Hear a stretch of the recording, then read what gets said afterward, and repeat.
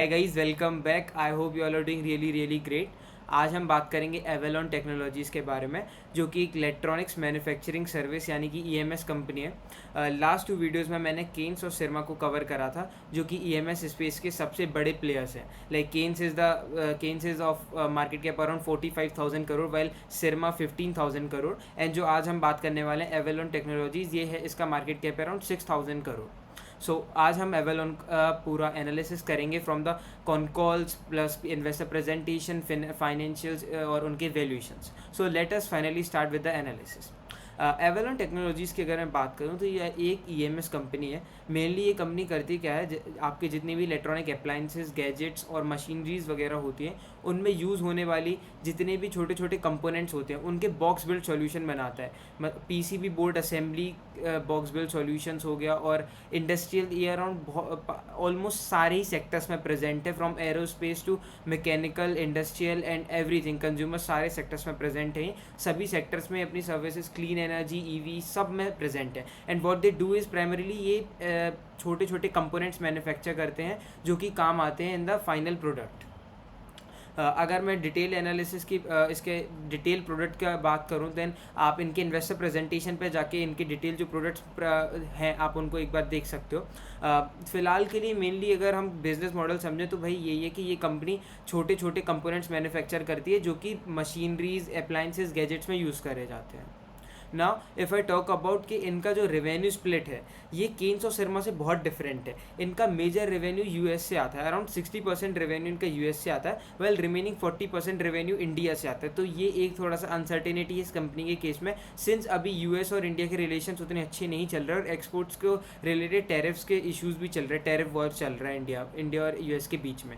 But यहाँ पर जो कंपनी का मैनेजमेंट था उन्होंने कॉल में कुछ गाइडेंस दिए है टैरिफ रिलेटेड। सो आप एक बार इस एनालिसिस को एंड तक जरूर देखें and we'll cover that point also. Now अगर हम इनके फाइनेंशियल्स की बात करें, then in the financial year 25 ये कंपनी अराउंड 20 आई गेस 40% के रेंज में ग्रो करा था। वेल FY25 को अगर हम साइड में रखें, नए सिरे से बात करें, देन Q1 FY26 में इस कंपनी का ग्रोथ आया वो है 63% ईयर ऑन ईयर। लाइक इनका जो 63% का ग्रोथ आया इन द रेवेन्यू, वेल जो इनका पैट था वहाँ पर 700% का ग्रोथ आया। लास्ट ईयर वो 2 करोड़ का था, -2 करोड़ लॉस था लास्ट ईयर 2 करोड़ का, और इस साल 14 करोड़ का प्रॉफिट है। तो यहाँ पर आपको फिनोमिनल ग्रोथ दिखेगा और इससे आपको कंपनी इंटरेस्टिंग लगेगी, but it is not the case. यहाँ पर क्या है कि लास्ट जो इनका क्वार्टर था Q1 FY25 लास्ट ईयर का, वो क्वार्टर इनका इम्पैक्टेड था। आई डोंट नो, कुछ रीजंस थे उसके कारण इम्पैक्टेड था। इसके कारण वो आपको अच्छी खासी ग्रोथ दिख रही है पैट में, बट एज सच ग्रोथ नहीं आई है। अगर आप जनरल लेवल्स पे देखोगे, जनरली कंपनी इतने का ही पैट डिलीवर करती है, अराउंड 12 करोड़, 15 करोड़, 20 करोड़ का पैट डिलीवर करती है। सेम रेंज में इस कंपनी ने अभी पैट डिलीवर करा है। नाउ इनके जो यूएस और इंडिया दोनों बिजनेस हैं, दोनों ने 62% ईयर ऑन ईयर की ग्रोथ डिलीवर करी। वेल जो इनका सेल्स था, सेल्स स्प्लिट है यूएस और इंडिया का, इस बार भी 60-40 रहा। एक इंपॉर्टेंट पॉइंट है यहाँ पर, लास्ट ईयर अगर आप लास्ट 3 ईयर्स को ट्रैक करोगे, देन यूएस से 80% रेवेन्यू आता था और 20% इंडिया से आता था। बट इन्होंने धीरे धीरे इसको टैकल करा and they have improved their revenues from India. अभी डोमेस्टिक रेवेन्यू पे ज़्यादा फोकस कर रहे हैं। इनका टारगेट है कि इंडिया में अच्छा फोकस करें, सिंस इंडिया में प्रॉफिटेबिलिटी भी अच्छी खासी है। इंडिया में ही इनकी मैन्युफैक्चरिंग फैसिलिटीज़ है, PLI स्कीम्स हैं, जिसके कारण प्रॉफिटेबिलिटी अच्छी है। And they are thinking of expanding their revenue. 50-50 split का इनका टारगेट है, फर्दर फ्यूचर टारगेट इस रेवेन्यू स्प्लिट का। वेल मैन्युफैक्चरिंग की अगर हम बात करें तो यूएस और इंडिया में 20-80 का स्प्लिट है। मतलब अगर ये 100 रुपये का सामान मैन्युफैक्चर करते हैं, देन उसमें से 20 रुपये का यूएस में होता है एंड 80 रुपये, 80 रुपीज़ का इंडिया में होता है। नाउ अब हम उनके कॉल के कुछ इंपॉर्टेंट पॉइंट्स हैं उनको डिस्कस करेंगे। सो हियर यहाँ पर क्या हो रहा है कि इनकी जो डिमांड है in this sector, it is going crazy. मतलब आप जितने भी स्टॉक्स को देखोगे इन द ईएमएस स्पेस, सबकी अच्छी खासी डिमांड है सारी कंपनीज़ की, क्योंकि इलेक्ट्रिक व्हीकल से एक सेगमेंट बहुत अच्छे से ग्रो कर रहा है। वेल इंडस्ट्रियल, एरोस्पेस, ये कुछ सेक्टर में बहुत अच्छे खासी ग्रोथ आ रही है। तो उनमें ग्रोथ आएगा तो इन कंपनीज़ को ऑटोमेटिकली ग्रोथ मिलेगा। तो यहाँ पर हो क्या रहा है कि एवेलॉन टेक्नोलॉजीज़ के पास भी अच्छा खासा डिमांड बढ़ रहा है। तो इस डिमांड को केटर करने के लिए कंपनी ने क्या करा है कि अपना एक चेन्नई में जो प्लांट है उसका फेज़ 2 ऑफ एक्सपेंशन शुरू कर दिया। मतलब अभी तक उन्होंने प्लांट बनाया था बड़ी कैपेसिटी का, आधा ही शुरू करा था। अब जो रिमेनिंग हाफ है वो भी शुरू कर दिया और उसका जो कमर्शियल प्रोडक्शन वहाँ से शुरू हो जाएगा वो Q3 FY26 में शुरू हो जाएगा। मतलब इस FY26 के लास्ट क्वार्टर Q4 में हमें उसका रेवेन्यू में कंट्रीब्यूशन देखने मिल जाएगा। Now one of the prominent update in this quarter was is that कि ये अभी सेमीकंडक्टर इक्विपमेंट मैन्युफैक्चरिंग में घुस रहे हैं। अब क्या होता है कि जो सेमीकंडक्टर्स होते हैं, चिप्स वगैरह, उनके जो कंपोनेंट्स होते हैं, इक्विपमेंट होते हैं छोटे छोटे, उसकी मैन्युफैक्चरिंग में घुस रहे हैं। केन से बेसिकली वो सेमीकंडक्टर्स में घुस रहा है, बट ये सेमीकंडक्टर के भी जो छोटे इक्विपमेंट होते हैं उसमें जा रहा है। तो ये बहुत ही कॉम्प्लेक्स प्रोसेस है। इनका मानना है कि हम इतने कॉम्प्लेक्स पार्ट्स को मैन्युफैक्चर करने वाले हैं तो यहाँ पर मार्जिन्स भी अच्छे होंगे, कंपटीशन भी कम होगा, प्लस जो टैरिफ रिलेटेड वॉर है उस पर भी इतना ज़्यादा आप रिलाई नहीं कर सकते। एट द एंड आपको हमारे पास आना ही पड़ेगा चाहे जितने टैरिफ्स लग जाए, ऐसा मैनेजमेंट का कहना था। बट टैरिफ वाले केस में हम थोड़ा सा डीपली डिस्कस करेंगे। Let us first deep dive into this point. तो what they are doing is कि the company finally entered the semiconductor equipment manufacturing space, partnering with a leading global player. The strategic move expand Avalon's high complexity box build capacities and is expected to become a key growth driver over the next 4 to 5 quarters. This is a high growth potential and advanced segment. ये एक high potential और advance segment है। यहाँ पर अच्छी खासी growth possibility है company की। वेल ये इतना ज़्यादा कॉम्प्लेक्स है कि यहाँ पर ज़्यादा कॉम्पिटिशन नहीं है। नाउ इनकी ऑर्डर बुक की अगर मैं बात करूँ तो 1800 करोड़ की इनकी शॉर्ट टर्म ऑर्डर बुक है with a span of 14 month. मतलब आने वाले 14 महीने की मैं इनको 1800 करोड़ के ऑर्डर्स को एग्जीक्यूट करना है। अगर हम 9 महीने के ऑर्डर्स देखेंगे इसमें से, देन जो रिमेनिंग हाफ है उसमें 9 महीने के ऑर्डर्स आई गेस अराउंड 800-900 हज़ार करोड़ 1000-1200 करोड़ कुछ बन रहा था ओवरऑल। तो हज़ार करोड़ इज समथिंग, हाँ 1200 करोड़। सो 1200 crore is basically which they will be doing from this order book. और एडिशनली इनके लॉन्ग टर्म कॉन्ट्रैक्ट्स भी हैं जो कि 15 से 36 मंथ्स में इन्हें कवर करने हैं। वहाँ पर वो अराउंड 1200 करोड़ के वो भी हैं। तो ओवरऑल 3000 करोड़ के ऑर्डर बुक है for the going 3 years and it is continuously increasing. इस बार ये Q1 में 23% से ग्रो करा। Short term order book, long term order book 18% से ग्रो करा। नाउ इट्स समथिंग इंटरेस्टिंग, इनके जो लास्ट क्वार्टर था Q4 उसमें जो एबिटा मार्जिन्स थे it was in the range of 12%, 11% 12% का रेंज चल रहा था। बट इस बार Q1 में जो एबिटा मार्जिन है वो 9% है। तो इसका प्राइमरी रीज़न जो कंपनी ने दिया वो ये है कि अब ये यहाँ पर ये कॉस्ट बियर कर रहे हैं, सिंस ये एक्सपेंशन मोड पे हैं और अपनी कैपेसिटी को रैंप अप कर रहे हैं, प्लस इनकी जो लेबर कॉस्ट है वो भी बढ़ रही है यूएस मैन्युफैक्चरिंग फैसिलिटीज़ के कारण और डोमेस्टिक एक्सपेंशन के कारण। तो कैपेसिटी को रैंप अप कर रहे हैं। स्टार्टिंग के जो H1 है Q1 और Q2 इस साल का, उसमें ये कैपेसिटी रैंप अप करेंगे जहाँ पर मार्जिन्स में एक्सपेंशन नहीं मिलेगा, 9% 10% के रेंज में मार्जिन चाहिए। बट जो H2 होगा वहाँ पर दे आर वेरी कॉन्फिडेंट कि इन्हें ऑपरेटिंग लेवरेज मिलेगा। मतलब इनके मार्जिन्स 9% से 12% की रेंज में नॉर्मली आ जाएंगे, प्लस इन्हें ऑपरेटिंग लेवरेज भी मिलेगा। लेट्स इनकी सेल्स 50% से ग्रो करती है तो इनके जो मार्जिन्स होंगे वो 70% 80% की रेंज में ग्रो करेंगे and they are very confident of that. Plus ये जो ऑपरेटिंग लेवरेज का मोमेंटम है ये FY27 में भी कंटिन्यू होगा, ऐसा कंपनी के मैनेजमेंट का मानना है। And now net working capital days की अगर मैं बात करूं तो they have improve. Last year ये 163 थे, अभी 142 हो गए हैं और मैनेजमेंट की गाइडेंस है कि ये इनको इम्प्रूव करके 120 से 130 डेज टारगेट कर रहे हैं नेट वर्किंग कैपिटल साइकिल को। ना यूएस ऑपरेशंस जो हैं वो they have account for 20% of revenue. मतलब अगर 100 रुपये का रेवेन्यू इन्होंने करा है देन 20% रेवेन्यू इन्होंने यूएस से जनरेट करा है, मतलब यूएस में बनाया है।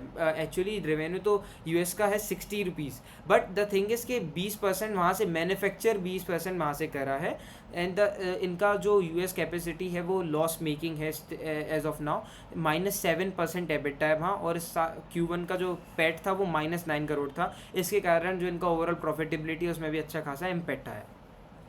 मैनेजमेंट ने एक चीज़ और हाईलाइट करा था कि हम चाहे जितना कर लें टैरिफ वगैरह अगर आ जाएं, और सिंस इनके पास यूएस में भी अच्छी खासी फैसिलिटी अवेलेबल है जिससे ये अपना पूरा जो 60% रेवेन्यू यूएस से ला रहे हैं वो ईजिली वहाँ से बना सके, यूएस में ही बना सकें और वहीं बेच दें। पर दिक्कत ये कि यूएस में लेबर कॉस्ट वगैरह इतनी ज़्यादा हाई है, मशीनरी कॉस्ट भी इतनी हाई है कि उसके कारण क्या हो रहा है कि इनकी जो कॉस्ट है वहाँ पर वो बहुत हाई जा रही है फाइनल प्रोडक्ट की। तो जो कंपनीज़ है वो इंटरेस्टेड हैं कि वो भाई वियतनाम या फिर इंडिया से ही इम्पोर्ट करें क्योंकि यहाँ से इनको सस्ता पड़ता है। तो फॉर श्योर रीजंस वहाँ पर उतना ज़्यादा एक्सपेंशन नहीं मिलेगा एंड इनका फ्यूचर प्लान्स भी है कि हम इंडिया को ही अच्छे से डोमेस्टिक हब बनाएं मैन्युफैक्चरिंग का and then supply to the entire world. मतलब इंडिया को हब बनाएं, इंडिया से यूएस US यूरोप सब जगह हम केटर करें, ये मैनेजमेंट का मानना है। इंडिया का जो ऑपरेशन है वो बड़े अच्छे चलते हैं। इनका 13.2% का एबिटा मार्जिन था इंडिया की मैन्युफैक्चरिंग फैसिलिटी में। 8.8% पैट मार्जिन थे और management expect US losses to narrow as new customers ramp up and the management is for the confident कि अब उनका प्लान तो डोमेस्टिकली हब बनाना है, but since they are also confident कि यार जो यूएस में एग्जिस्टिंग फैसिलिटी उसको हम अच्छे से यूटिलाइज कर रहे हैं और जो उनके लॉसेस हैं वो वाइडन नहीं होंगे बल्कि कम ही होंगे, नैरो होंगे। लास्ट ईयर 14 CR था इन Q1, इस साल 9 CR है, तो वो कम हुआ है एंड दे आर कॉन्फिडेंट कि वो लॉसेस को कम करेंगे इन फ्यूचर। मैनेजमेंट हाँ सबसे अच्छी तो नहीं है वर्ड से, ठीक है यार। मैनेजमेंट ने जो गाइडेंस दिया था फाइनेंशियल 26 के लिए वो पहले था 18 से 20% इन द लास्ट Q4। अब आके इन्होंने अपनी गाइडेंस को रिवाइज करा and now they are saying कि हम 23 से 25% ईजिली कर लेंगे क्योंकि इनकी Q1 में अच्छा खासा ग्रोथ आ गया और आगे की जो ऑर्डर बुक है वो अच्छी खासी, तो उसके कारण ईजिली कर लेंगे। बट अगेन एंड अगेन सब लोगों ने कॉन कॉल में ये क्वेश्चन पूछा कि भाई आपकी इतनी अच्छी ग्रोथ आ रही है और इतने अच्छा ऑर्डर बुक है, देन आप इजीली 17% से तो 17-18% तो कर ही लोगे ना, तो आप फिर भी इतना मतलब 17% की ग्रोथ करनी रहेगी आपको केवल जो रिमेनिंग क्वार्टर्स है, तो फिर भी आप इतना कम गाइडेंस क्यों रखे हो, कंजर्वेटिव क्यों रखे हो। तो मैनेजमेंट का ये कहना था, जब लास्ट टाइम हमने आई डोंट नो 1 आध साल पहले कभी दिया होगा अच्छा ग्रोथ गाइडेंस दिया था, तब यही हुआ था कि दूसरे दिन ही हमारे ऑपरेशन शट हो गए थे क्यों कुछ रीजन था, एक्सपोर्ट वाला जो भी कुछ हो उसके कारण। तो हम मैक्रो लेवल इन्वायरमेंट को देख के इतनी अच्छी गाइडेंस नहीं दे रहे हैं, कंजर्वेटिव साइड पे हैं, बट स्टिल इनका एक FY27 का बहुत अच्छा टारगेट है, सेल्स को डबल करना इन 3 ईयर्स FY24 के बेस में। FY24 इनका 900 करोड़ का सेल्स था एंड 900 करोड़ से FY27 में 2700 करोड़ का सेल्स कर रहे हैं। अगर आप अभी से कैगर निकालोगे देन 50% कैगर बन रहा है अभी Q1 से, लाइक FY26 से, क्योंकि लास्ट ईयर 1100 करा है इन्होंने, 1100 से इनको इस साल कम से कम 1700 करना होगा, देन ये 2700 कर पाएंगे अप्लाइंग द क्या कहते हैं आपका 50% वाला कैगर। क्लीन एनर्जी ग्रोथ वाला जो सेगमेंट, इनके बहुत सारे सेगमेंट्स हैं, सब में अच्छा खासा ग्रोथ आया, बट क्लीन एनर्जी में इस बार थोड़ा सा म्यूटेड ग्रोथ था 20% का। इनका कहना है थोड़ा सा साइक्लिकल टाइप चीज़ है, आगे जाके क्वार्टर्स में रैंप अप हो जाएगा। कम्युनिकेशन में 102% का ग्रोथ था, रेल एंड एरोस्पेस में ग्रेटर देन 100% का ग्रोथ था, वेल मोबिलिटी में भी 100% की रेंज में ग्रोथ था। Then management expects clean energy contribution to normalise in coming quarters. Now capex guidance क्या है कंपनी, आप देखोगे तो ये 6000 करोड़ का कंपनी है, रेवेन्यू ये अभी 1200-1300 करोड़ की रेंज में कर रहा है एंड इनका जो कैपेक्स गाइडेंस है वो केवल 50 से 60 करोड़ है, बहुत ही छोटा गाइडेंस है कैपेक्स का। इसका मेन रीज़न क्या है, इनका मानना है कि एक एसेट लाइट मॉडल पर ऑपरेट करते हैं जिससे इनका एसेट टर्न है वो 8 से 10x ईजिली। तो भाई वो मैंने माना कि आपका एसेट टर्न अच्छा है 8 से 10x है, बट इतना छोटा कैपेक्स करना जहाँ इतनी अच्छी डिमांड हो, then I guess it doesn't make sense. Like Kaynes इतना अच्छा कैपेक्स कर रहा है और एसेट टर्न्स भी बेटर मतलब टारगेट कर रहा है। सो एक भी छोटा सा चीज़ है एनालिसिस करते टाइम कि आप ना जब भी कोई भी सेक्टर को पकड़ो देन एक कंपनी को लेके अकेले मत रिलाई करो, उसके जितने कॉम्पिटिटर्स है पीयर्स उनको एनालाइज करो, लाइक केन्स को, सिरमा एंड साइंट। इनका P2P comparison I will be launching soon on my channel, so stay tuned for that. Now overall basically Avalon क्या है कि it is positioning itself as a diversified EMS player with dual presence in India and US, entering high potential verticals like semiconductors and clean energy while maintaining strong financial discipline and profitable growth outlook। तो यही चीज़ थी।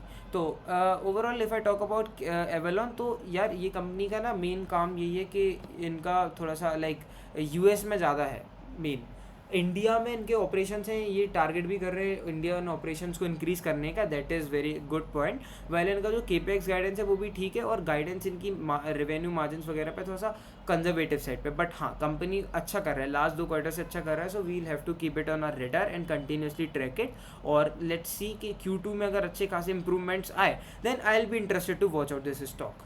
अभी हम valuations की एक बार और बात कर लेते हैं। तो वैल्यूएशंस की बात करें अगर हम, देन देखिए फाइनेंशियल 26 का जो इन्होंने गाइडेंस है उसके हिसाब से एक्सपेक्टेड रेवेन्यू बन रहा है भाई 1350 से 1400 करोड़ का, एक्सपेक्टेड पैट है 80 CR, फॉरवर्ड PE जो आ रहा है वो 80, 78, 80 जो अभी चल रहा है वही PE आ रहा है, बट आई गेस इतना कम ग्रोथ नहीं होगा तो हमने इस केस में बुलिश केस को भी कंसिडर करा है। And expected revenue bullish case में 1650 CR 1650 करोड़ विच इम्प्लाइज 50% का growth year on year level पे। एक्सपेक्टेड पैट वहाँ से बनता है 90 से 100 करोड़। फॉरवर्ड पी 62 बन रहा है for FY26। Now expected FY27 guidance is 2600 crore का गाइडेंस है। एक्सपेक्टेड क्या, ये तो रेवेन्यू गाइडेंस इन्होंने दिया है 2600 करोड़ का। एक्सपेक्टेड पैट बन रहा है 150 से 160 करोड़। देन फॉरवर्ड पी बन रहा है 40 फॉर 50% इंजन। सो एक बार वैल्यूशंस को कंपेयर करना चाहिए हमें अदर पीएस से। वही मैंने कहा कि you have to stay tuned और आपको प्रॉपर P2P एनालिसिस देखना होगा, या फिर आप खुद से रिसर्च करें और देखें कि आखिर यार कौन सा विच मेक्स सेंस, मतलब कौन सबसे अच्छी तेज़ी से ग्रो कर रहा है, कैपेक्स कर रहा है एंड आगे की फ्यूचर गाइडेंस भी अच्छी है। So that's all for that is signing off Raghav Tikaria.